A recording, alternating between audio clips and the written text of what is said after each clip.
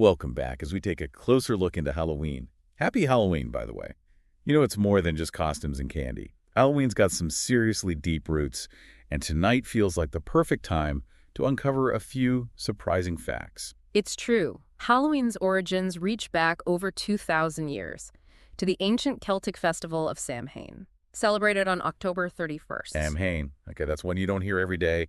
What's the story there? For the Celts, Samhain wasn't just another festival, it was the festival. It marked the end of their harvest season and the start of a dark winter, a time they associated with death. Think of it as their New Year's Eve, but with a spooky twist. Got it. So like a New Year, but way more intense. But why spooky? Well, the Celts believed that on Samhain. The boundary between the living and the dead became blurred. They thought spirits could return to Earth, and they had rituals to deal with that. Okay, now that's where the Halloween vibes start to make sense. What kind of rituals are we talking about? They built huge bonfires, believing the flames would ward off evil spirits. And they wore costumes, some to blend in with the spirits, others to scare them off. It's fascinating to think that something like trick-or-treating might have echoes of these ancient practices. Whoa, so trick-or-treating goes back that far. This is already way more interesting than I expected. But how did we get from ancient Celts to, Halloween as we know it? It's a real cultural mashup. As Christianity spread, it started to blend with pagan traditions like Samhain. That's how we got All Hallows Eve, a Christian holiday on October 31st, meant to honor saints. Over time, All Hallows Eve absorbed a lot of Samhain's traditions, the costumes, the bonfires, even the spooky feeling. So it's like this blend of pagan and Christian influences all rolled into one holiday. That explains a lot. But weren't there other influences too? Didn't the Irish have something to do with how we celebrate Halloween in America? Absolutely. In the 19th century, you had Irish immigrants coming to America, especially during the potato famine. They brought their own customs, like carving turnips for Halloween, which later morphed into pumpkin carving, because pumpkins were more plentiful here. And they had their own versions of trick-or-treating, which blended with American traditions. Now that you mentioned trick-or-treating, I've always wondered about its origins. There's got to be more to it than just kids wanting candy, right? You're right, it's not just a sugar rush. Remember how the Celts made offerings to appease those roaming spirits during Samhain? Well, that evolved into something called souling in medieval England. Poor folks, often children would go door to door on All Souls' Day, praying for the dead in exchange for soul cakes, little treats baked for the occasion. Wait, so kids have been going door to door for centuries around this time. It's like the reasons changed, but the basic idea stayed the same. Exactly. And when Irish immigrants came to America, they brought similar customs, which, as I mentioned, blended with existing traditions here. It's a real cultural tapestry. But let's be honest, it wasn't really trick-or-treating until candy came along.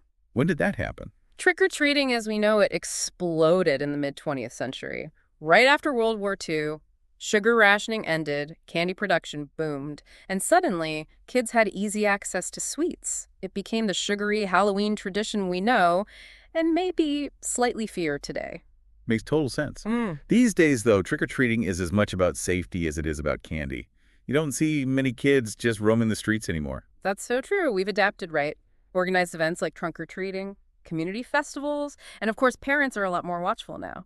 It's amazing how traditions can evolve while holding on to those historical roots. But speaking of Halloween traditions, are you ready to dive into the spooky world of superstitions? Oh, absolutely. Let's start with the classic. Black cats. Are they really bad luck? That belief is deeply ingrained, especially in Europe. It goes back to the Middle Ages, when black cats were linked to witches, seen as their familiars. People thought if a black cat crossed your path, it was actually a witch in disguise, bringing misfortune. What about the one where harming a black cat brings 7 years of bad luck? Where did that come from? It's another superstition that emphasizes the perceived connection between black cats and bad luck. But honestly, superstitions aside, kindness to all animals is the best policy, don't you think? Couldn't agree more. Yeah. All right, on to bats. There's that creepy superstition about a bat circling your house 3 times, right? What's the deal with that one? Yep, that's a classic. It's considered an omen of death. And if a bat gets inside your house, well, some believe that means your house is haunted. Okay, now you're just messing with me. Let's move on to something a bit more positive. What about jack-o'-lanterns? They've got to ward off some evil, right? That's the belief. People carve and light pumpkins because they think it scares away those evil spirits, making a safe haven for anyone inside. Okay, that makes me feel slightly better. Yeah. But spiders, they're definitely creepy. But is there a positive spin on them for Halloween? Actually, yes. Some believe that spotting a spider on Halloween means a deceased loved one is watching over you. Huh, that's a new one for me. So we've covered scary animals, protective pumpkins. What about the costumes? That's such a huge part of Halloween. Remember that ancient fear of spirits returning on Halloween? Well, wearing costumes was seen as a way to trick those spirits, make them think you were one of them, and thus protect your soul. It's like ancient camouflage. Wow, it's amazing how these traditions have such complex histories. You'd never guess it just by looking at them. That's the beauty of folklore, isn't it? It shapes our beliefs and practices even centuries later. Speaking of folklore, let's talk about the jack-o'-lantern itself. I mean, it's everywhere at Halloween. Where did that tradition even begin? Yes. Tell me everything about jack-o'-lanterns. To really understand the jack-o'-lantern, we have to go to Ireland again, this time to the story of Stingy Jack. Dingy Jack. Okay, that name definitely has potential. Give me the details. Jack was known for being super cunning and tricky. Legend has it he even outsmarted the devil himself. Hold on. He tricked the devil. That's a bold move. Yeah. How did he manage that? The story goes that Jack invited the devil out for a drink, but didn't feel like paying, so he convinced the devil to turn into a coin, which Jack promptly trapped by putting a silver cross right next to it. Wow, talk about a trickster. Yeah. So what happened next? Jack agreed to free the devil, but only if the devil promised to never claim his soul. The devil had no choice but to agree. But when Jack died, he was denied entry to heaven because of his mischievous life, and because of the deal, he was barred from hell too. So he was stuck. What happened to poor Jack? The devil, being a being of his word, couldn't claim Jack's soul, but he did give Jack a burning ember to light his way. As he wandered the earth for eternity, Jack put this ember inside a carved turnip to create a lantern, which is how we got the name Jack of the Lantern, later shortened to Jack-o'-lantern. What a wild story. So Stingy Jack is the reason for our jack-o'-lanterns. Oh, And precisely. But when Irish immigrants arrived in America, they discovered pumpkins were easier to come by and much easier to carve. And that, my friend, is how the pumpkin became the iconic symbol of Halloween we know and love today. it's amazing how such a simple object can have such a fascinating backstory. But hold on. Where did the name Jack-o'-lantern itself come from? It's not exactly the most obvious name. Well, as the legend of Stingy Jack spread, people started calling him and his spooky lantern Jack of the Lantern. Over time, Jack of the Lantern just got simplified to Jack-o'-lantern. It makes sense that language would evolve like that. But was there anything else that might have influenced the name? There's another interesting tidbit. Back in 17th century Britain, Jack was a generic term for an unknown man, kind of like how we use John Doe today. And guess what? Night watchmen who carried lanterns to light up the streets at night were sometimes called Jack of the Lantern too. So the name Jack-o'-lantern is a blend of folklore and everyday language. That's so cool. It really highlights how language and traditions are always evolving, blending different influences over time, which actually brings us to another iconic phrase, trick or treat. Where on earth did those words come from? Right. Trick or treat. It's such a strange thing to say when you actually think about it. What's the origin story there? You might be surprised to learn that the phrase trick or treat, as we know it, is relatively new.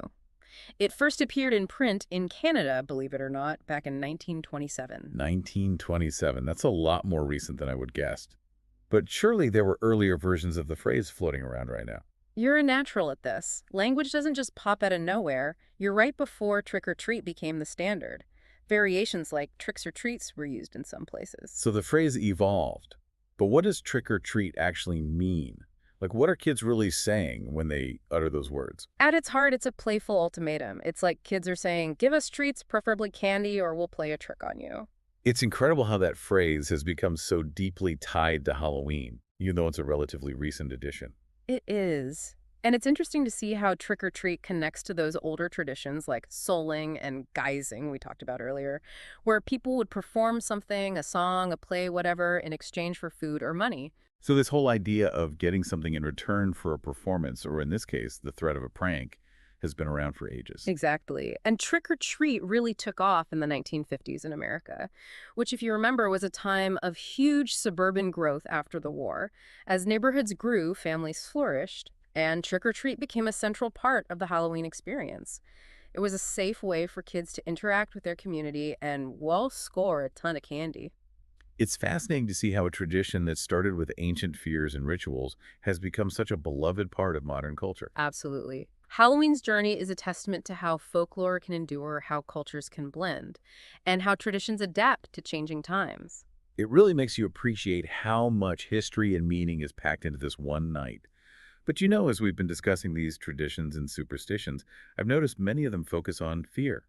Fear of the unknown, fear of death, fear of evil spirits. It makes you wonder. What's fascinating is that Halloween, even with all the spooky stuff, might actually be a way for us to confront those fears, to make them a little less scary, and even have some fun with them. It's like we're taking those fears and turning them into a celebration, right? Instead of hiding from them, we're dressing up as them, carving them into pumpkins, even turning them into candy. I love that. It's almost like a form of catharsis, a way to let go of those anxieties, but in a controlled, playful way. And it's not just fear of death or the supernatural, right? A lot of those Halloween superstitions, like the ones about black cats or bats, Yeah, also tap into our fear of bad luck, the unknown, all those things we can't control. exactly.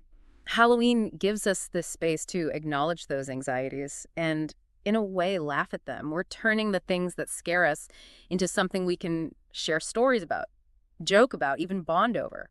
There's something really powerful about those shared traditions, especially when they involve facing our fears head on. It's like we're all in this together, facing the darkness with a little mischief and a whole lot of candy. Absolutely.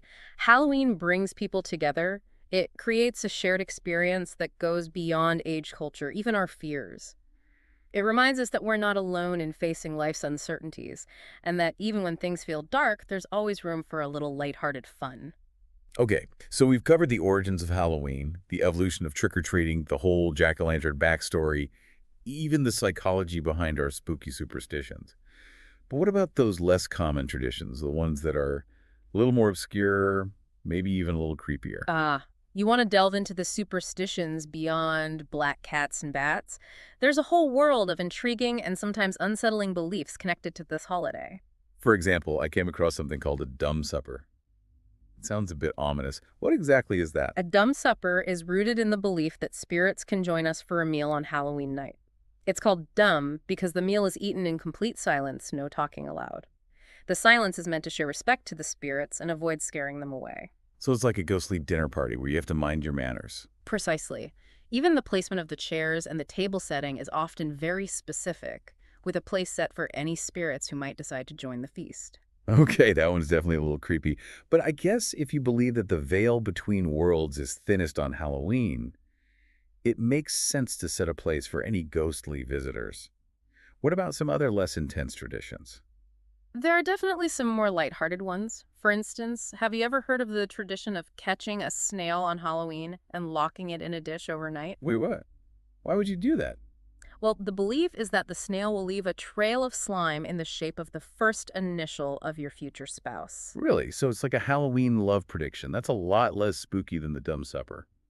What else is there? There's a belief that if a candle flame turns blue on Halloween, a ghost is nearby. Okay, that one's a little spooky, but I can see how it would add to the atmosphere. Hmm. Any other fun Halloween beliefs? Speaking of atmosphere, there's the tradition of listening at a crossroads on Halloween night. I've never heard of that one. What's it all about? The belief is that if you stand at a crossroads on Halloween and listen very carefully to the wind, you'll be able to hear whispers about what the next year holds from now. That's so interesting. It's like a spooky version of reading tea leaves or gazing into a crystal ball. Mm-hmm.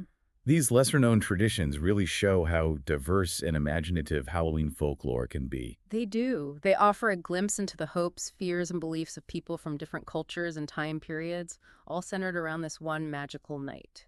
It's a great reminder that even with our modern Halloween celebrations, there's this whole rich tapestry of history, mythology, and human experience waiting to be explored. As we've been discussing these traditions and superstitions, it makes me think about the human need to understand the unknown, to find meaning, even when we're faced with fear and uncertainty. You've hit on something very profound. We humans are natural storytellers. We've always tried to explain the world around us, find meaning in the chaos, and create narratives that connect us to something bigger. Halloween, with its mix of history, folklore, and ritual, provides the perfect setting for those stories. It reminds us that even in today's world, with all our technology and advancements, we still crave those connections to the past, to the mysteries of life and death, and to the power of storytelling. And what's really amazing is how these stories keep evolving and adapting. Halloween traditions aren't fixed. They're constantly being reinterpreted and reinvented to fit the times. Look at how trick-or-treating has changed for safety, or how the internet has created new Halloween memes, legends, and viral challenges. It just goes to show that while Halloween has deep roots in ancient traditions, it's also a living, breathing holiday that grows with each generation. It speaks to our creativity and our fascination with all things strange, spooky, and unknown. You said it. And maybe that's the biggest takeaway from our exploration of Halloween. It's not just about the costumes and the candy. It's about our shared human experience, our desire to connect with the past, face our fears, and find meaning and wonder in the world. It's a reminder that even on the darkest nights, there's always a flicker of light, a spark of imagination, and a story waiting to be told. As we're wrapping up our conversation about Halloween, it strikes me that while it's often seen as a holiday for kids, it resonates with people of all ages. Why do you think that is?